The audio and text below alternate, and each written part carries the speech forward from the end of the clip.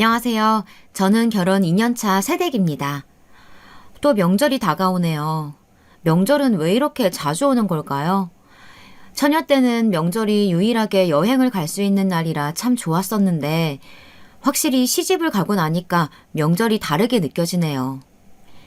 저는 정말 어른들이랑도 잘 지내고, 어디 가도 싹싹하다, 애교 많다라는 말을 많이 듣고 살았는데요. 저희 신랑 또한 저의 이런 모습에 반해서 1년을 따라다닌 끝에 저랑 사귀기 시작했습니다. 그렇게 사귀고 1년 후 결혼을 하게 되었어요. 저희 신랑이 저보다 5살이 많다 보니까 얼른 결혼하고 싶어 했고, 저는 이곳이 고향이지만 타지 생활을 하던 신랑은 가족이라는 이름으로 저랑 묶이고 싶었었나 봐요. 저 또한 친구들이 1명, 2명 시집을 간다고 하니 오빠랑 결혼해야겠다 생각이 들었습니다. 제가 외동딸이라 외롭기도 했고요. 저희 부모님께서도 든든하고 저를 사랑해주는 남편의 모습에 결혼을 통해 가족이 되길 원하셨습니다. 솔직히 저희 신랑과 저는 아무 문제가 없었어요.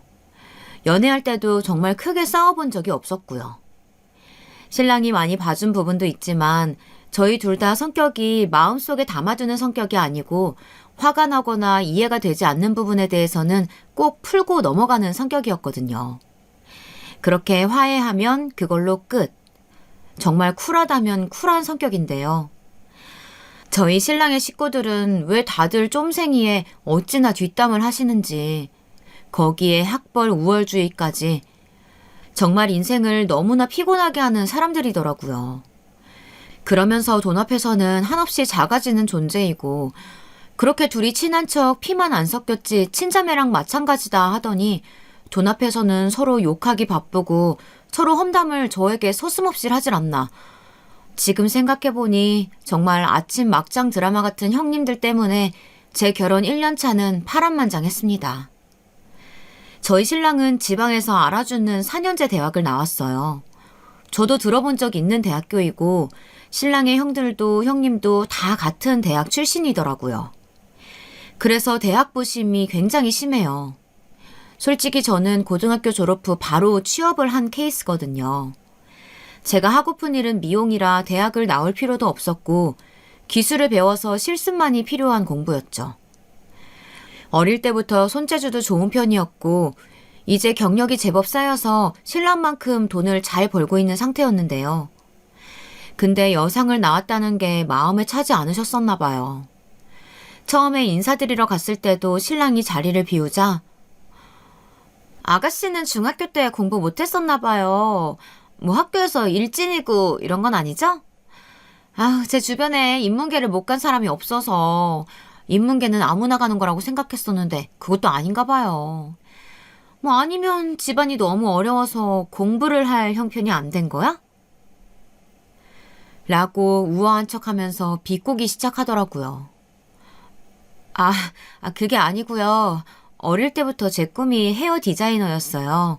굳이 대학교를 진학하지 않아도 자격증 공부하고 실습해서 하루빨리 내 길을 찾는 게 좋을 거라고 생각했어요. 지금도 그 선택에 후회는 없고요. 그래요? 미용사인 거 들었어요. 그 학벌에 어떻게 우리 서방님 같은 분을 꼬셔서 결혼을 했어요? 제 주변에는 여상 나온 분이 없어서 무슨 공부를 했는지 모르겠네. 혹시 우리는 모르는데 뱃속에 아기라도 있는 거 아니에요? 사고 쳐서 결혼한다고 하면 뭐 이해가 가는데. 요즘은 뭐 혼수로 아기 가진다는 말도 하잖아요. 이러다가 5개월 뒤에 아기 낳는다고 알리고 그러지 말아요. 우린 이해해요. 근데 형님이 1명만 있다면 좋았을 텐데 비극처럼 이런 형님이 2명이나 있더라고요. 이번엔 외국물 먹은 형님이 나타나셔서는 우리 서방님 얼마나 젠틀한 사람인데 설마 아가씨가 임신했다고 결혼까지 할까? 사고 쳐서 결혼하는 거라면 이해가 갈 것 같긴 하지만 아가씨는 영어 좀 해요? 우리가 주재원으로 나가서 살아서 어느 정도 영어를 해야 한번 놀러 올 건데. 인문계 아닌 고등학교는 영어 필수로 안 가르치나? 저도 뭐 실업계? 요즘은 뭐 다른 이름으로 부르던데. 아무튼 인문계 아닌 고등학교는 생각도 못 해봐서요. 우리 아들이 다니는 어학원도 뭐 어른들도 ABC부터 가르쳐 준대요. 생각 있으면 말해요. 제가 소개해 줄게요. 요즘은 대학은 기본으로 나오는 스펙인데 이제라도 공부할 생각은 없어요? 우리 서방님이랑 말 통하려면 대학은 나와야 할 텐데 나중에 아기가 크면 뭐라고 말할 거예요? 면전에 대놓고 여상 나온 너랑 대화가 안 될 것 같다는 말을 이렇게 돌려까기 시작하는데요. 정말 표정을 숨길 수가 없었습니다. 여러분이라면 이런 상황에 좋은 말이 나오겠어요? 전 정말 열받아 미치는 줄 알았습니다. 근데 부엌으로 들어오던 신랑이 좀 안 좋은 표정이니까 그제서야 잘 몰라서 그랬다. 주변에 이런 일 하는 사람이 없다. 미안하다. 결혼 축하한다 하더라고요. 신랑도 한숨을 쉬면서 형수님들 우리 와이프한테 잘해주세요 하고 다시 나갔는데 정말 이때 지금 생각만 해도 우라통이 터져요. 솔직히 처음 만난 자리였고 저 또한 결혼이 처음이니 이런 만남이 처음이다 보니 무조건 참아야 한다라는 생각이 먼저 들었었거든요. 여기서 제가 말대꾸를 하면 가정교육이 잘못 받아서 그렇다라는 말까지 나올까봐 참은 것도 있어요. 그날 갔다 와서 제가 너무 서운해서 엄마한테 전화를 하니 세상에는 밭 좋고 정자 좋은 것은 없다며 신랑이 좋은 만큼 시댁은 조금 속상해도 참아라 하시더라고요. 그리고 신랑 학벌이 좋은 것도 그 집안 사람들이 학벌이 좋은 것도 나중에 도움이 될 때가 있지 않겠냐고. 못 살아서 도움을 계속 줘야 하는 형제들보다는 적어도 자기 밥벌이를 할 수 있는 형들이 훨씬 낫다고.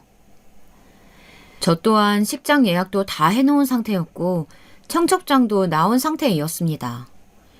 결혼을 업기에 너무 큰 산을 넘은 상태라 마음에 묻어두기로 하고 결혼을 진행했어요.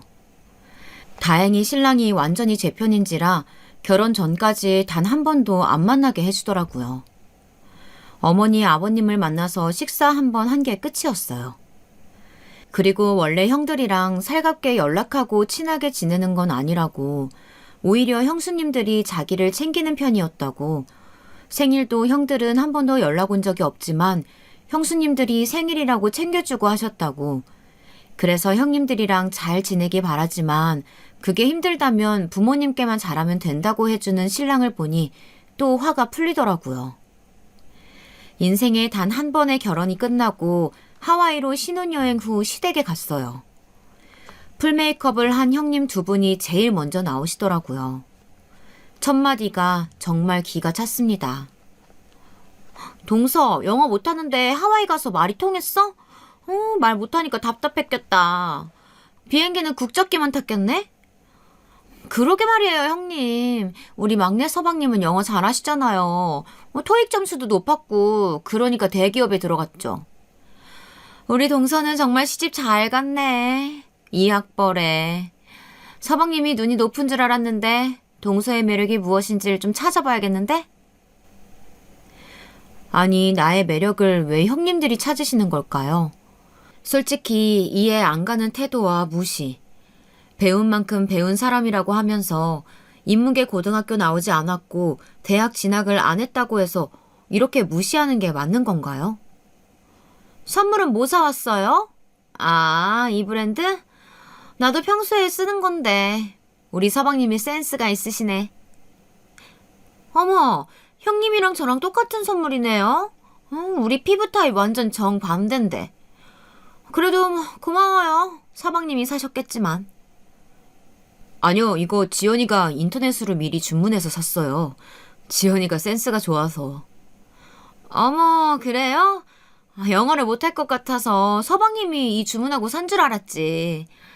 비쌌을 텐데 고마워요. 잘 쓸게요. 근데 정말 웃긴 게 형님 두 분이서는 친구처럼 사이가 좋으시더라고요. 거기에 시어머니가 계실 때는 비꼬는 말 전혀 안 하더라고요. 착한 며느리 하고 싶은 두 형님들을 보니 코웃음이 나오더라고요. 시어머니는 이런들 어떠하리 저런들 어떠하리 스타일이세요. 부엌에서 대화하는 소리가 들릴 만도 한데 아무런 제재가 없으시더라고요. 아니면 속으로 어머니도 고등학교 학벌인 며느리가 마음에 안 드셨는지도 모르죠. 하지만 한 번도 그런 내색을 안 하셨고 신랑이 결혼을 안 하겠다고 했다가 저를 소개시켜줘서 아들 미혼으로 사는 것보다는 가정을 꾸리는 게 더 낫다고 생각을 하셨는지요. 두 형님이 원체 기가 세서 아무 말도 못 하시는 것 같았어요. 저희 두 형님은 누가 봐도 얼굴에 나 기센 여자입니다 라고 써있을 만큼 강하게 어디 가서 절대 지지 않게 생겼거든요. 환불 원정대 스타일이라고 하면 다들 이해하실 거예요. 차물인자 3번이면 살인도 면한다는데 결혼 첫날부터 인상 쓰고 싶지 않았고 저 또한 오랜 직장 생활로 웃고 넘기는 스킬이 좋아서 참자 하면서 넘겼어요. 미용실에 오는 진상 손님이다 하면서 얼마나 속으로 참았는지 몰라요. 사실 미용일은 너무나 재미있고 제 천직이다 생각하는데 정말 어디에나 인간 같지 않은 인간들이 있거든요. 딱 손님이다 생각하자 하면서 참았습니다. 남편에게 듣기론 형님 두 분이 같은 대학 동기 선후배 관계라고 하는데요. 원래 친했다고 그 사이에 끼어서 불편할 수도 있지만 가족된 이상 잘 지내보자고 했기에 신랑 얼굴 보면서 한숨 내쉬고 참았네요. 그 외에도 설거지할 때도 과일을 깎을 때도 은근 무시하는 발언이 이어졌고 인문계를 안 나온 사람은 매일 나이트를 가고 하룻밤 불장난을 하면서 담배를 피는 그런 이미지였나 봐요. 저에게 나는 신랑이 첫 남자고 CC라서 다음번에 태어나면 동서처럼 자유롭게 연애하면서 이 남자 저 남자 그렇게 만나볼 거야. 여상 나온 애들은 막 담배 피고 그러는데 자기는 담배 안 피지? 우리 집 사람들 아무도 담배 안 피는 거 알지? 혹시 모르니까 담배는 끊자. 말하면서 웃는데 저는 담배 제가 제일 싫어하고요. 담배 피는 사람 저희 집에도 없고요.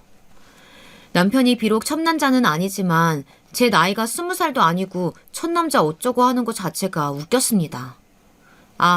저 시끄러운 나이트 싫어하는 집순이라서 이런 곳에 가본 적도 없고요. 정말이지 사람을 이상하게 보고 자기들 마음대로 판단하더라고요. 정말 세상에 흑과 백만 있는 그런 류의 사람인 것 같았어요. 이런 사람에게 내가 뭐라고 한들 달라질 것 같지 않아서 한 귀로 듣고 한 귀로 넘어갔습니다. 절과 제사는 어찌나 자주 돌아오는 건지 결혼 후 추석이었어요. 사실 저는 바로 취업을 하고 일을 시작하면서는 요리는 담을 쌓고 지냈거든요. 점심, 저녁을 미용실에서 먹다 보니 요리할 시간도 없었고요. 먹는 욕심이 없어서 요리에 시간을 투자하는 게 아깝다고 생각했거든요. 명절날 형님 두 분과 저 시어머니 이렇게 앉아서 나물부터 다듬었어요. 동서는 어머니 안 도와드렸나 봐. 콩나물 다듬는 것도 이렇게 느려서는. 제가 요리를 잘 할 줄 몰라서요. 요리도 머리가 좋아야 하는 건데 요리 고수들 보면 은근 손맛으로 하는데 그거 다 정확한 조리법을 외우고 있어야 하는 거거든. 그렇죠. 형님이나 저나 공대 출신이라 숫자에 강하잖아요. 그래서 우리가 요리를 잘하나 봐. 하면서 둘이 웃는데 기가 차더라고요. 공대 나온 거랑 콩나물 다듬는 거랑 무슨 상관인 거죠? 첫째 형님 집에는 초등학생 아들이 있었는데 명절에 할머니 집까지 와서 공부를 시키더라고요. 그러다 아이가 모르는 게 있는지 문제집을 들고 왔어요. 제게로요. 그러자 형님이 대뜸 아들 이런 거 잘 모를 거야. 몰라서 부끄러울 수도 있으니까 다른 어른한테 물어봐. 하더라고요. 아니 여상 나오면 초등학교 4학년 수학 문제도 모를까 봐요. 여상 나와도 분수 계산은 할 줄 압니다. 정말 어이가 없더라고요. 시어머니가 잠시 자리를 비우자 두 형님께서는 자기들만 아는 대학 얘기를 하더라고요. 그러다가 동서 미안. 우리가 너무 대학 얘기만 했지? 대학 안 다녀봐서 모를 텐데. 우리가 미안하네. 그러게요. 우리는 그냥 하는 말인데 괜히 자격지심 가지고 그러지 말고 웃고 넘기자고요, 동서. 두 명이서 나를 두고 뒤로 까면서 말을 하는데 와, 정말 험한 욕이 목구멍까지 올라왔습니다. 그뿐만이 아니에요. 갑자기 저희 신랑 전 여친 이야기를 꺼내면서 그때 서방님 여자친구가 우리랑 같은 동문이었는데 CC하면서 얼마나 예쁘게 잘 사귀었는데 우리 서방님이 너무 쓱맥이라 그렇게 좋은 여자 놓쳐서 너무 아까웠어. 그렇죠, 형님. 제가 봐도 뭐 조건이나 외모나 우리 서방님한테 잘 어울리는 한 쌍이었는데. 서방님이 타 지역으로 발령받아서 정말 둘이 완전 예쁜 커플이었는데요. 저는 그 아가씨가 동서가 될 줄 알았어요. 그랬으면 우리 모두 동문이네요. 저도 신랑에게 전 여친 이야기를 듣긴 했었어요. 대학 2년 동안 CC였다고요. 여자친구가 먼저 취업을 했는데 다른 남자가 생겨서 헤어졌고 그 과정에서 마음의 상처를 많이 받았었다고요. 그래서 그 뒤로는 다른 여자 만날 생각이 전혀 없었고 결혼조차 할 생각이 없었다고요. 그 사실을 가족들 다 알아서 아무도 결혼하라고 나서는 사람이 없었다고 해요. 그런데 웃기게도 제 앞에서는 그런 얘기는 전혀 안 하고 그 전 여자친구의 조건에 대해서 자꾸 이야기를 하는 겁니다. 전 여친 집은 부모님이 부부 교사시더라. 처가도 잘 살아서 집안에 도움이 된다. 배운 집 아이라 그늘이 없다. 국문과 출신이라 문자를 보내도 참 말을 예쁘게 하더라 하면서요. 같은 대학을 나온 사람끼리 만나야 부부가 늙어서도 뭐 할 말이 많다나? 추억을 공유하는 게 많아서 좋다는 이야기들을 두 형님께서 저를 면전에 대놓고 하셨어요. 이걸 어떻게 이야기해야 하나 하다가 이번에는 참지만은 않고 저도 한마디 했죠. 그러게요. 그렇게 조건 좋은 분 만나서 먼저 취업하자마자 바람이 나서 저희 신랑이 정말 힘들었다고 하더라고요. 거기에 신랑이 연봉 높은 곳으로 취직했다는 소식 듣고 다시 연락 오고 했다고 하던데 너무 뻔뻔한 거 아닌가요?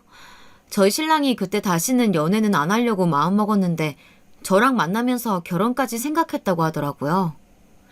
제가 어리고 예쁘긴 한가 봐요.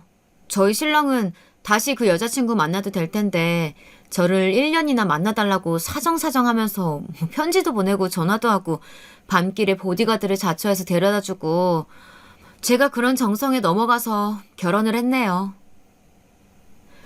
두 형님은 잠시 말을 멈추더니 동서 기분 나쁘라고 한 말 아니니까 너무 신경 쓰지 마.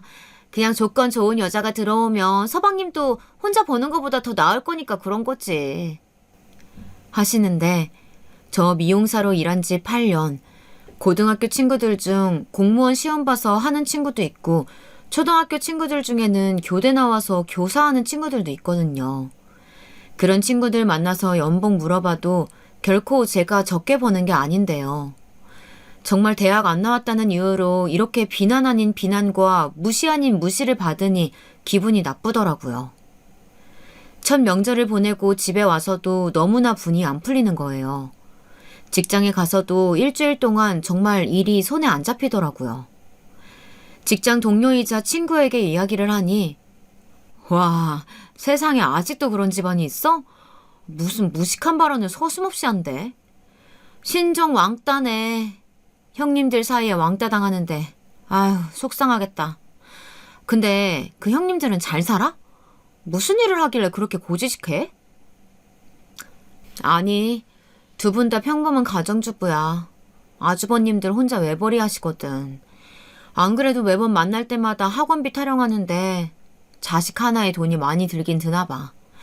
말끝마다 돈 하면서 조건 좋은 동서가 들어와야 돈 걱정을 안 한다고 하는데 진짜 어이가 없었어. 저런 스타일들은 돈으로 기를 죽여놔야 하는데 아무리 학벌 좋은 집안도 돈 앞에서는 장사 없더라고. 우리 시댁도 처음에 나보고 뭐 고졸이니 하면서 무시하다가 내가 애들 아빠보다 연봉이 더 높잖아. 그거 아시고 난 뒤에는 아무 말도 안 하시거든. 그러게 말이다. 어디서 로또 당첨이라도 되었다고 할까? 로또 당첨되었다고 하면 어떻게 나올지 궁금하다. 아마 그때부터 둘이서 너한테 잘 보이려고 아주 쇼할걸? 아마 네가 기어라 하면 기는 신용이라도 할 사람들일걸? 에이 설마 그럴까. 자기네들 학벌 보시면 얼마나 대단한 사람들인데. 집에 와서 생각을 해보니 총 만난 건 2번이지만 2번 다 이런 무시를 당하니 앞으로도 무시를 안 당하기 위해서는 무언가 대책이 필요하다고 생각했어요. 시댁 연을 끊고 살까 하다가 아무리 그러면 부부 사이가 좋아도 지금은 신혼이라서 저를 너무 사랑하니 무조건 저희 편이 되어주겠지만 시간이 지나고 나면 형님들의 본 모습을 모르는 신랑은 결국 자기 형님 부부 편을 들 것 같더라고요. 그리고 신랑에게는 소중한 가족들인데 저로 인해서 어머니, 아버지 인연까지 끊어내는 건 아니라고 판단했어요. 신랑은 큰 아주머님들이랑 친하기도 했지만 형님들이랑도 지낸 시간들이 길었거든요. 그러다 보니 형님들이 이런 성격이라는 것도 뒷담화를 하고 나를 왕따시키는 것도 모르더라고요.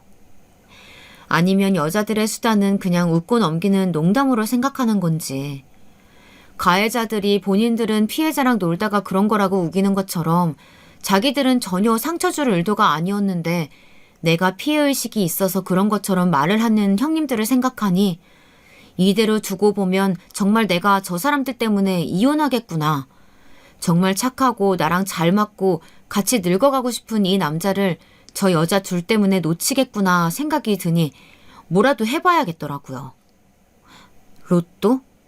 지나가다 했던 말들이 불현듯 떠올랐어요. 안 그래도 며칠 전 어머님 생신이라고 식당 예약하고 선물 고르러 여자들끼리만 만나자고 해서 그 자리에 나가기로 했었는데요. 정말 이 기회에 한번 거짓말을 흘려볼까 싶었어요. 이날 또한 자기 둘이서 선물 선택을 끝내고 동서가 처음 하는 선물이니 반은 제가 내고 나머지 반은 두 형님께서 반반 부담한다고 하셨어요. 의견을 물은 게 아니니 통보였죠. 그리고는 저희 부부는 아직 애가 없으니 돈 들어가는 게 적지 않냐며 나중에 동서도 아기 낳으면 얼마나 애 앞으로 돈이 많이 들어가는지 모른다면서 제가 반 내는 것을 당연하다는 식으로 말하더라고요. 돈 이야기하는 걸 듣고 있자니 정말 친구의 말대로 돈에 비굴해지려나 생각도 들고 그렇게 여상 나왔다고 무시하는 나에 대한 태도가 어찌 변할지 너무나 궁금했습니다. 그리고 이 형님의 뒷모습을 신랑에게도 보여주고 싶었어요. 명절에도 첫 만남에도 그저 형수님들이 장난을 친 거라고 생각하고 넘기더라고요. 원래 오랜 시간 알고 지낸 사이라서 할 말 못할 말 다 하는 사이라서 그렇다고 이해해 달라면서요. 결코 나쁜 사람들은 아니다. 친해지면 너에게도 잘해줄 거다 하면서요. 그런데 제가 보기엔 그 두 형님들은 결코 변할 성격이 아닌 것 같았거든요. 자기가 생각하는 테두리 안만 보는 사람들이 있는데 우물 안의 개구리처럼 대학 나온 사람, 인문계 나온 사람은 나의 사람이고 대학도 안 나오고 실업계 다닌 사람은 다 공부 못하고 놀기만 하는 날라리 취급을 하는데 아이가 생기기 전에 결혼을 뒤엎는 한이 있더라도 이렇게 당하고만 있는 건 아닌 것 같았어요. 이 상태로 아이가 생겨서 그 아이가 크면 그 형님들 할 말이 너무 눈에 뻔하게 보이더라고요. 아이가 조금만 느려도 엄마를 닮아서 애가 말이 느리네. 엄마가 책을 안 읽나 봐. 머리는 엄마를 닮는데 엄마가 여상 나와서 애가 공부머리가 없나 봐요.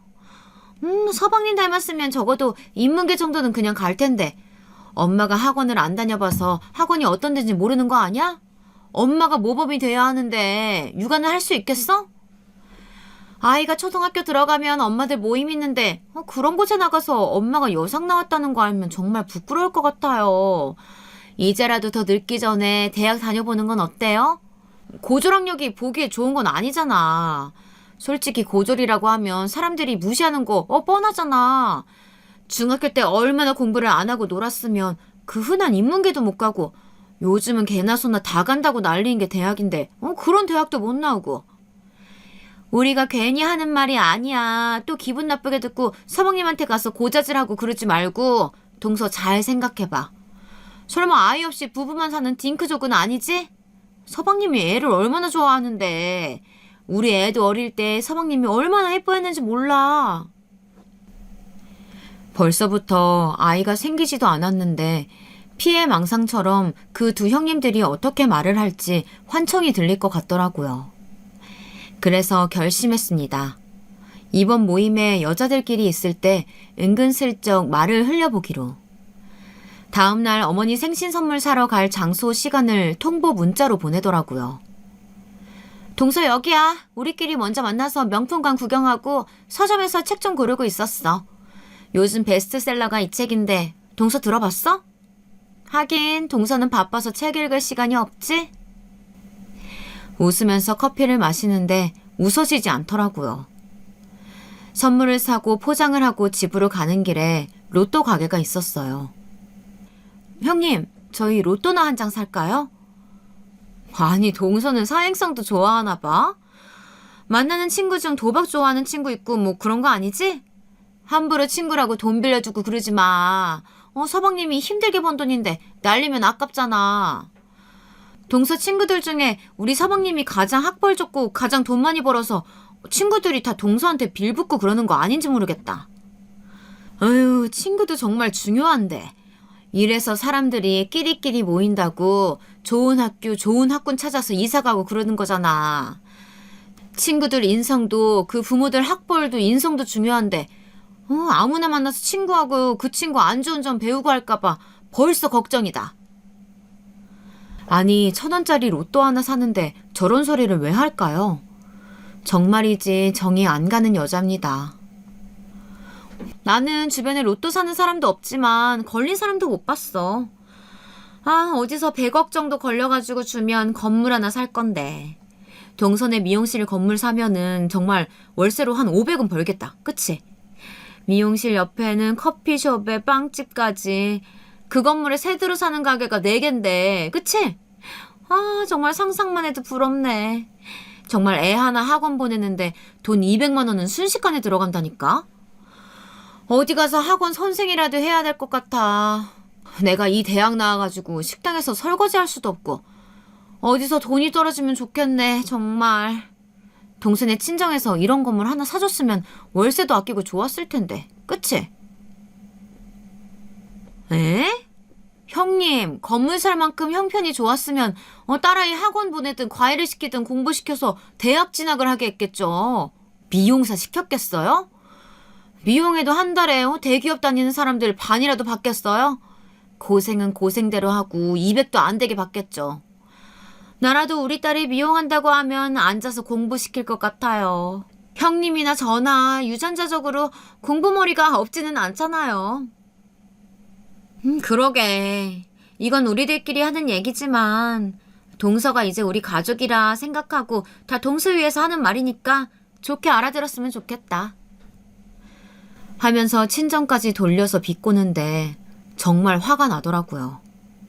그래서 본의 아니게 머릿속으로만 생각하던 시나리오가 절로 나오더라고요. 요것들 봐라. 너희가 돈 앞에서도 이렇게 학벌로 사람을 무시할 수 있는지 두고 보자 라는 오기가 생기고 너희들의 민낯을 밝혀주고 싶다는 생각이 들었어요. 이제 건널 수 없는 다리를 건넜죠. 형님들, 저는 제 주변에 로또 걸린 사람이 있어요. 저희 아빠가 정말 부지런하신 분이고 정년퇴직까지 열심히 하시다가 딱 한 번 로또를 샀는데요. 그게 당첨됐어요. 그리고 저희 건물 주인 누군지 알아요.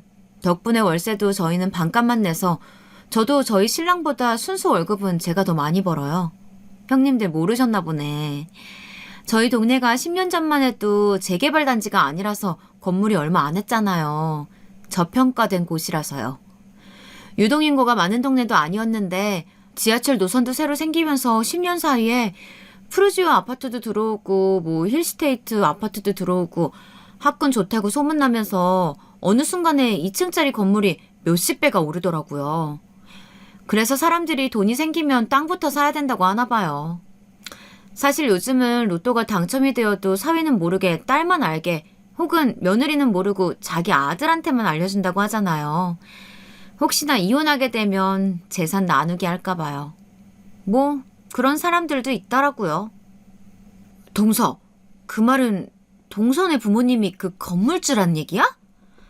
에이 설마 아빠가 로또 당첨됐는데 힘든 미용일 시키겠어?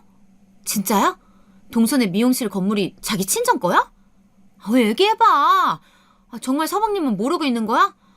아님 두루뭉실하게 얘기하는 거야? 궁금해 죽겠네. 어서 얘기 좀 해봐, 동서. 이게 무슨 말이야? 에이, 설마 아니지? 어머, 형님들. 저는 예약 손님이 있어서 이제 가봐야 할 것 같아요. 저희 다음 주에 예약한 그 식당에서 뵈어요. 하고 자리를 피했습니다. 그때부터였어요. 저희 신랑이 자꾸 형수님들이 같이 밥 먹으러 가자고 연락이 온다고 저에게 카톡이 오는 겁니다. 하루는 첫째네 형님네가 소고기찜 예약했다고, 평소 때 꼭 한번 우리끼리 밥을 먹고 싶었다고 사줄 테니 마음 편하게 놀러 오라고 하면서요. 저에게도 끊임없이 전화가 오네요. 근처에 올 일이 있는데 같이 브런치 먹자. 혹시 화장품 다 사용한 거 아니냐. 이번에 새로 산 화장품이 너무 좋은데 하나 사주고 싶다. 새로 산 원피스가 나한테 잘 안 어울리는데 동서가 입으면 너무 이쁠 것 같다. 옷 줄 테니 한번 만나자. 별별 이유를 다 대면서 만나길 바라더라고요. 거기에 친정 아버지한테 드리라면서 인삼 한 박스를 집으로 보내기도 했습니다. 하루는 퇴근을 하고 집에 가는데 첫째 형님네가 저희 집에 와 계시더라고요. 신랑도 퇴근하니 형이 찾아왔다면서 어이없어 하더라고요. 저는 그때 아이스박스 2개를 낑낑거리면서 들고 오는 형님을 보고 웃음이 나왔습니다. 그렇게 콩나물 하나도 못 다듬는다고 돌려서 비꼴 때는 언제고, 지금은 소고기 전부터 회, 매운탕에 삼색 나물까지, 거기에 신랑한테 들었는지 제가 좋아하는 호박식혜까지 어디서 구했는지 2통이나 사가지고 왔더라고요. 참고로 첫 명절 때 제가 좋아하는 음식을 묻길래 호박식혜 좋아한다고 했더니, 나이는 어린데 시골 음식 좋아한다고, 자기는 그런 음식이 있는 것도 처음 알았다고 비웃었는데 그걸 사왔더라고요. 정말 기가 안 차서. 음식을 다 먹고 나서 치우는데도 형님이 제 옆에 와서 다정하게 이름을 부르더라고요. 지연씨, 우리 이제 친언니 동생 하자. 나랑 성도 같은데 동서랑 친해질 시간이 필요한데 우리 자주 만날까? 자기가 외동딸이라서 언니가 없잖아. 내가 이 집안에서 유일하게 자기 편 되어줄게. 하는 겁니다. 아니, 주변에 여상 나온 사람이 없어서 여상 나오면 다 날라리인 것처럼 말하고, 초등학교 수학도 못 푸는 바보처럼 말할 때는 언제고, 정말 기가 차더라고요. 저는 웃으면서 제가 배움이 형님보다 짧아서 저희가 친해질 수 있을까요? 저랑 너무 다른 삶을 살아서 저희는 잘 안 맞을 것 같은데요. 이렇게 말하니까 아니라면서 손사래를 치더라고요. 그러면서 자기가 다니는 한의원이 있는데 일하면서 집안일 신경 쓰고 힘들어서 안쓰럽다고 한약 한 채 해주시겠다는 걸 겨우 거절했습니다. 형님네가 가고 나서 신랑이 물어보더라고요. 왜 갑자기 형까지 동원해서 왔냐고. 형도 모른다고 하고 자기도 모른다고 대답했다고. 저는 그래서 기다려보라고 했죠. 일주일만 기다리면 다 이야기해주겠다고. 저희 신랑은 제가 말해준다고 하면 기다리는 성격이라. 아니면 대수롭지 않게 여긴 것 같아요. 그냥 형수님이 이제 마음을 열고 아내를 받아주는가 보다 착각을 한 거일 수도 있겠네요. 그 집 형제들이 다들 이런 부분에서 조금은 묻어난 것 같더라고요. 시어머님도 그런 성격이시고요. 저랑은 잘 안 맞죠. 좋은 게 좋은 거다 넘어가자 하는 분위기. 저 하나 참으면 다 잘 될 것 같은 분위기가 이리 거짓말까지 하게 만들었어요. 당하고만 있는 성격이 아닌 제 성격도 있지만 친정을 건드리면 그 어떤 딸이 참고 있을까요? 저뿐만 아니라 시집을 간 여자라면 다들 이해하실 거라고 생각해요. 그 다음 날 웃기게도 둘째 형님네가 오셨네요.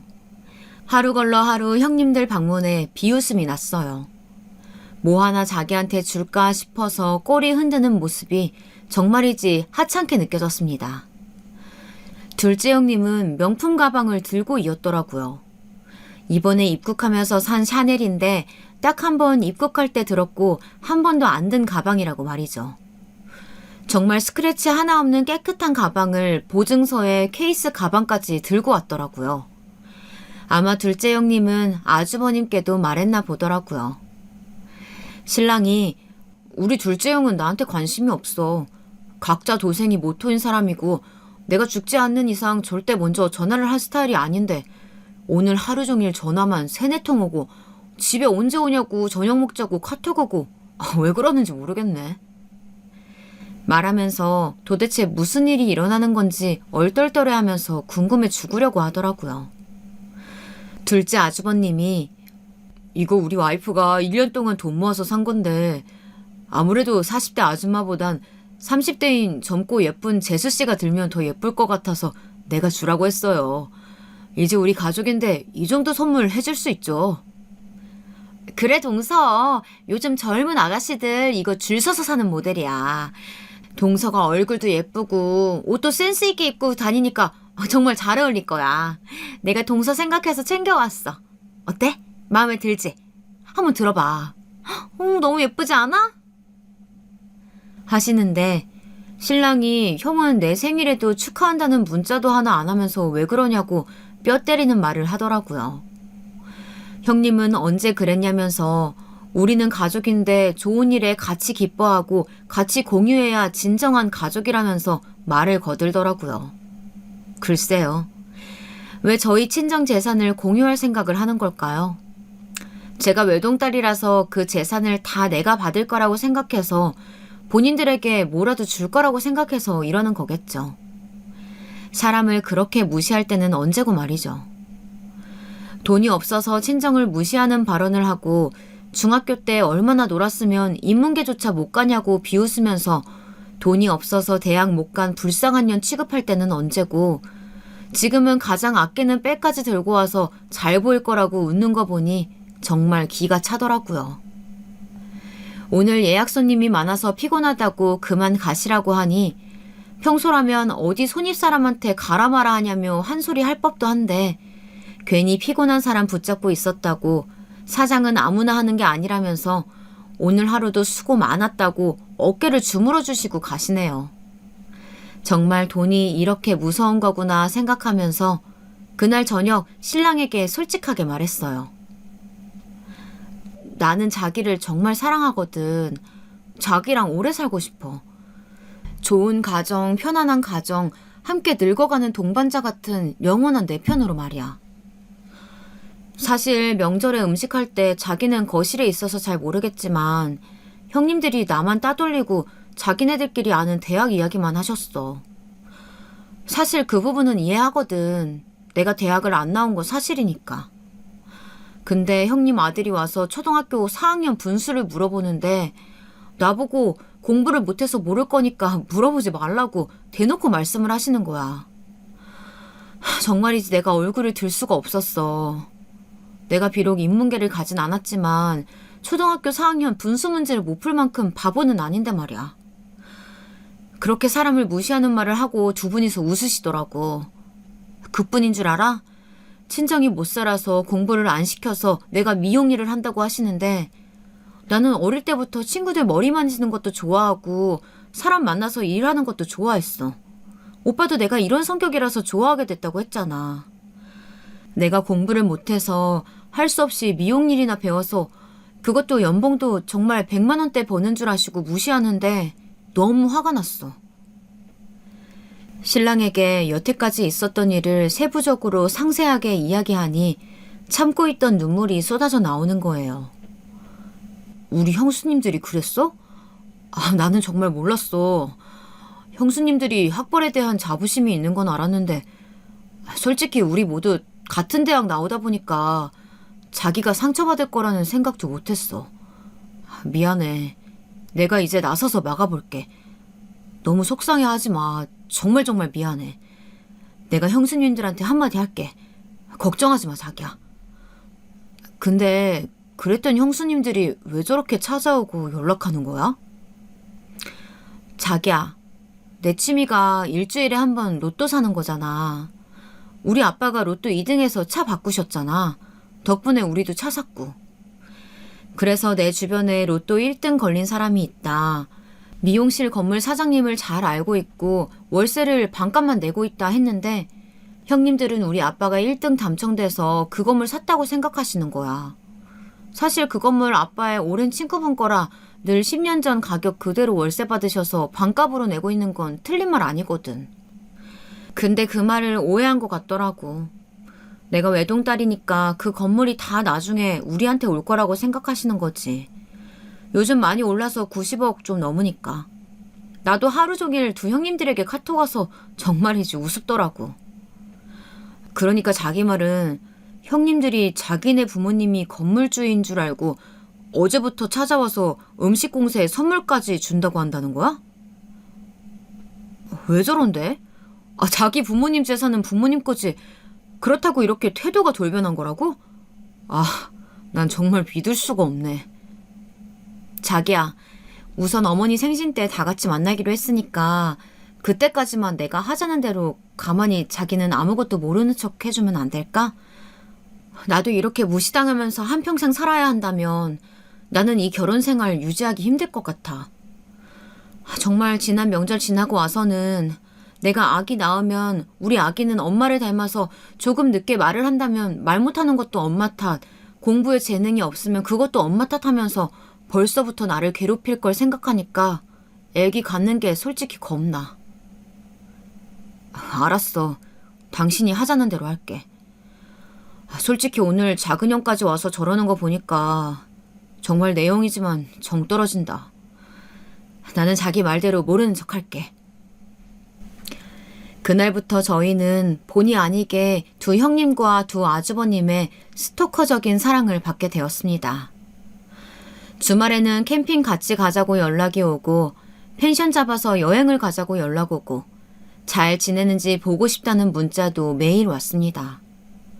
그러더니 두 형님이 번갈아 가면서 가게를 찾아오시더라고요. 월요일에는 큰형님이 미용실로 브런치를 사서 오셨더라고요. 샌드위치랑 커피, 과일까지. 같이 일하는 친구도 와, 저렇게까지 하냐면서 혀를 차더라고요. 얼굴에 얼마나 철판을 깔면 저럴 수가 있냐며 저 또한 가게까지 올 줄은 몰랐거든요. 결혼 전 인사드리러 갔을 때 저희 미용실에 오시면 머리 해드리겠다고 하니 자기는 단골로 가는 미용실이 있다고 선생님이 일본에 유학 갔다 온 분이라서 뭐가 달라도 다르다면서 커트가 얼마나 중요한데 아무 곳에 가서는 못한다고 말하던 분인데요. 거리도 1시간이나 걸리는 곳을 찾아온 거 보니 정말 돈 앞에 장사 없구나 싶었네요. 거기에 집에 들고 가서 서방님이랑 맛있게 먹어 하면서 삼첩 반찬통 가득 반찬까지 만들어 오셨어요. 앞으로 바쁜 동서를 대신해서 내가 반찬 만들어서 챙겨줄게 하시면서 말이죠. 다음 날에는 작은 형님이 찾아오셨어요. 형님 어머니를 모시고 굳이 방문을 하셨는데 우리 엄마 염색 좀 부탁한다면서 저 자랑을 막 하는 거 있죠. 누가 봐도 들리라는 식으로 말이죠. 동서가 손이 얼마나 야무진지 모른다. 얼굴도 예쁜데 솜씨가 좋아서 대기업 다니는 서방님보다 한 달 수입이 더 많다고 그렇게 말하면서 말이죠. 동서가 아는 게 많고 영업도 잘해서 너무나 기특하다 하면서 말을 하는데 제가 잠시 자리를 비우려고 하자 저희 친정 얘기를 시작했어요. 엄마, 동선의 친정이 이 건물 사장님인 것 같아. 10년 전에 로또 당첨돼서 사신 것 같은데 그때만 해도 지하철 개통되기 전이라 살 수 있었대. 부러워 죽겠어. 엄마 아빠는 그때 이 동네 땅 좀 사놓지 뭐 했어요? 그럼 나도 형님이랑 동서한테 큰 소리 치면서 살 건데. 아무튼 엄마, 그래서 지금 동서한테 잘 보여야 돼. 그래야 우리한테 돈을 빌려달라고 해도 잘 빌려줄 거고 이번에 애기 아빠 비트코인에서 날린 거 이자만 해도 한숨 나오는데 무이자로 좀 빌려달라고 하지 뭐. 3천 정도야. 동선에는 아직 아이도 없고 친정도 건물주니까 쉽게 빌려줄 수 있는 돈이잖아. 애들 아빠도 말 꺼내니까 좋아하는 분위기였어. 이럴 줄 알았으면 처음부터 완전 내 편으로 만들어서 잘해줄 건데. 진짜 아쉬워 죽겠네. 그래, 동서를 너희 부부 편으로 만들면 시댁에서 입지도 또 좋아질 거고. 아니, 이 서방은 한번 주식해서 돈 날려서 반성하더니 또 그런다니? 아유, 너희 시어머니는 아시니? 아들이 매번 주식으로 돈 날리고 매달 마이너스인 거? 엄마가 돈 빌려주는 것도 이번이 마지막이야. 동서한테 잘 말해보든가. 엄마는 이제 모르겠다. 알겠어, 엄마. 걱정 마. 남편도 동생 덕 좀 보자고 생각하고 있어. 어이가 없더라고요. 아주버님이 비트코인에서 돈을 날려버린 것도 처음 듣는 이야기였지만 우리가 왜 돈을 빌려주나요? 우리가 왜 언제 받을지도 모르는 돈을 빌려준다고 혼자 북치고 장구치는 건지.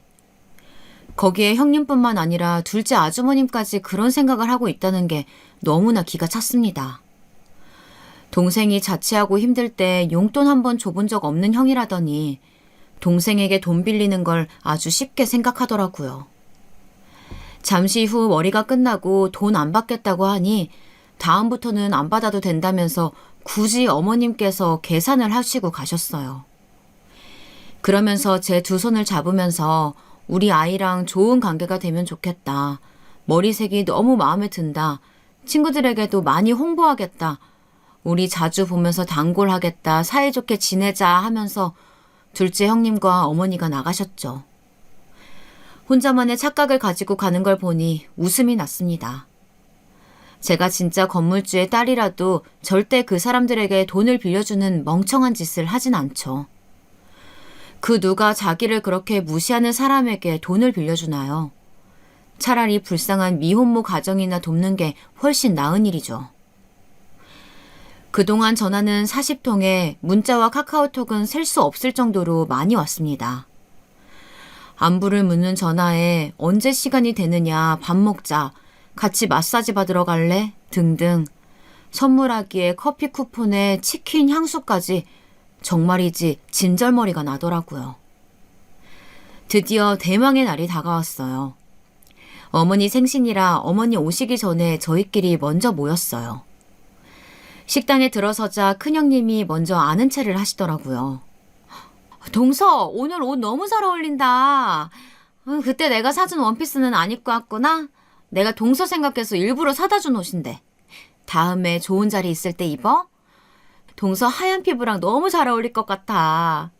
그리고 우리 다음엔 같이 쇼핑 가자. 내가 잘 안 하는 가게가 있는데 이번에 신상이 너무 예쁘더라고. 다음 달에 동서 생일이라면서 내가 하나 사줄게. 시간만 내줘. 어머 형님, 막내 동서한테 원피스 하나만 사줬나 봐요? 저는 이번에 새로 산 가방이 젊은 사람이 들면 더 이쁠 것 같아서 동서한테 선물로 줬어요. 오늘은 다른 가방 메고 왔네? 오늘 입은 옷에 내가 사준 백 메고 왔어도 너무 잘 어울렸겠다. 서로 선물한 걸 알아서 밝히니 남편도 저도 웃음밖에 안 나오더라고요. 그러면서 둘째네는 그렇게 막내 동서 욕을 하더니 그새 미용실까지 갔다 왔냐면서 막내 동서가 긴장해서 좀 안 웃을 수도 있지. 근데 그걸 보고 가정교육이 잘 되었니 어쨌니 배운 게 없어서 그렇다고 말할 때는 언제고 그러냐더군요. 어머, 제가 그런 말을 했다고요? 저는 그런 말 한 적 없는데. 큰형님이야말로 주변에 여상 나온 사람 없다고 하면서 공부 못해서 미용한다고 뒷담화 하셨잖아요.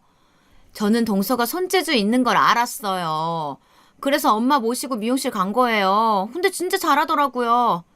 형님은 그 가던 그 가게만 가시죠? 저는 이번에 동서 가게에서 펌 예약까지 하고 왔답니다. 아니 무슨 말을 그렇게 해? 누가 보면 내가 동서 엄청 괴롭힌 줄 알겠어. 동서 우리 다 농담으로 한 말에 상처받은 거 아니지? 내가 상처 줬으면 미안해. 형님이 맥주 한 잔 마시고 실수했나 보다. 좋게 생각해줘. 하긴 큰형님이 술만 마시면 헛소리를 좀 해요. 늘 사건 사고는 큰형님이 담당이죠. 근데 취중 진담이라고 술 마셨을 때 하는 말이 진심 아닌지 모르겠네. 아니 평소 때는 그리 뭐 하나 얻어갈 거 싶어서 우리 집에 들락날락하면서 이제 와서 그런 소리를 해? 어머 형님, 저도 안 가고 싶은데 형님이 매번 오라고 심심하다고 해서 간 거예요. 커피도 밥도 제가 훨씬 더 많이 계산했어요. 근데 제가 뭐를 가져갔다고 그러세요? 하면서 두 분이서 실랑이를 하는데 이건 아니다 싶었는지 남편이 중재하더라고요. 그러고는 도대체 우리 부부를 어떻게 생각하기에 이러냐며 화를 내기 시작했습니다. 우리 지연이가 얼마나 열심히 사는 아인데, 그리고 내가 사랑해서 가족이는 사람인데 내가 없는 자리에서 학벌로 사람을 차별하고 무시하고 그럽니까? 그게 배운 사람이 하는 짓이에요? 그래놓고 지연이가 흘린 말을 제대로 알아보지도 않고 자기들 멋대로 해석해서 왜 이 사람 괴롭히는 건데요? 가게에 찾아오질 않나. 우리 장인어른이 로또 걸리신 건 맞는데 건물주 아니시고요. 그냥 로또 걸리신 걸로 자동차 구매하셨는데 왜 자기들 멋대로 착각해서 돈 빌리 궁리까지 하는지 모르겠네요.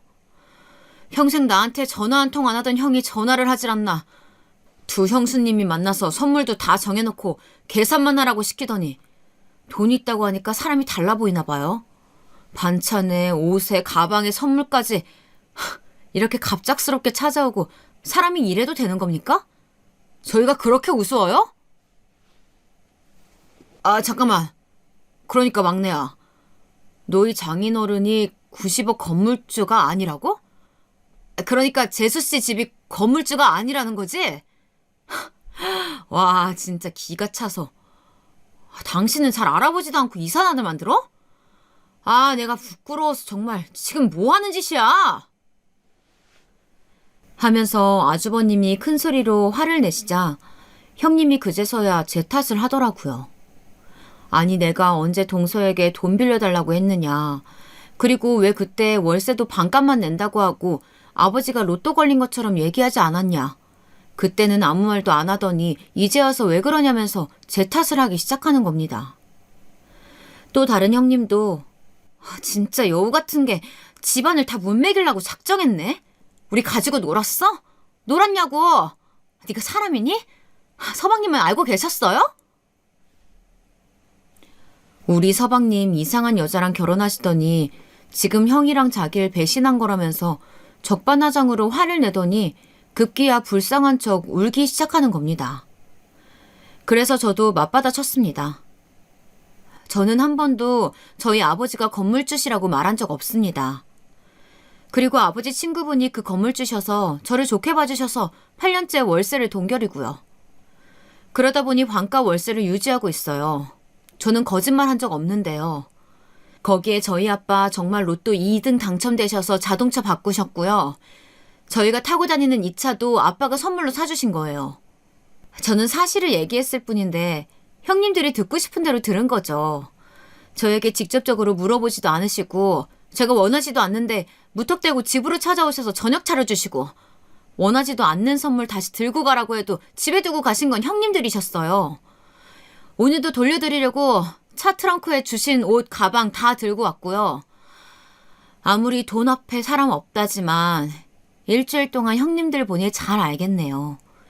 여상 출신이라 그렇게 무시하시더니 갑자기 가족처럼 지내자고 문자하신 큰형님이나 어머니까지 모시고 와서 말 조심하지도 않고 저한테 돈 빌리 궁리하시는 둘째 형님이나 배운 사람들은 다 이러나 보죠? 대학 안 나온 저보다 더 무서운 분들이셨네요. 돈 앞에서는 학벌도 몇 년간의 가족이라는 허울뿐인 관계도 없네요. 저도 하고픈 말 다 하고 나니 속이 시원하더라고요. 저희가 이러고 있으니 시어머니, 시아버지가 모든 사실을 알게 되셨고 두 분 다 기가 차하셨습니다. 너희들 형제끼리 지금 뭐 하는 짓이야? 새 사람이 들어왔으면 더 감싸 안아주고 모르는 게 있으면 알려주고 가족이 왜 가족인데 지금 사람을 차별하는 것도 모자라서 새 애기는 거짓말을 하고 거기에 손윗 사람들이라는 게 서로서로 욕하면서 이러는 게 제정신이니? 하고 큰 소리가 났어요. 당연히 식사 자리는 엉망이 되었고요. 본의 아니게 사람의 민낯을 보고 나니 다들 밥만 먹고 헤어지는 분위기였습니다. 그 사이 가방이며 옷이며 다시 챙겨가는 모습을 보니 이 사람들이랑은 결코 가족으로 묶이고 싶지 않다는 생각을 했습니다. 그건 신랑도 마찬가지였어요. 정말 자기 형수님들이 이럴 줄 몰랐다고 진심으로 사과를 하거나 죄책감을 느낄 줄 알았는데 끝까지 자기들은 잘못이 없다는 식으로 사람을 몰아가니 처음에는 형들이 결혼해서 이제야 챙겨주나 생각했다가 형들의 본 모습, 형수들의 돈에 대한 생각들을 알게 되니 명절 아니고는 볼 생각이 없다면서 딱 잘라 말하더라고요. 다만 시어머니는 우시면서 정말 미안하다며 자기는 그냥 놔두면 시간이 해결해 주겠지 생각했다고 너무 속상해하지 말라고 하시면서 본인이 다 잘못한 거라고 하시더라고요. 저 또한 시어머니 생신인데 이렇게까지 일을 크게 만든 거에 대한 죄송함은 있었어요.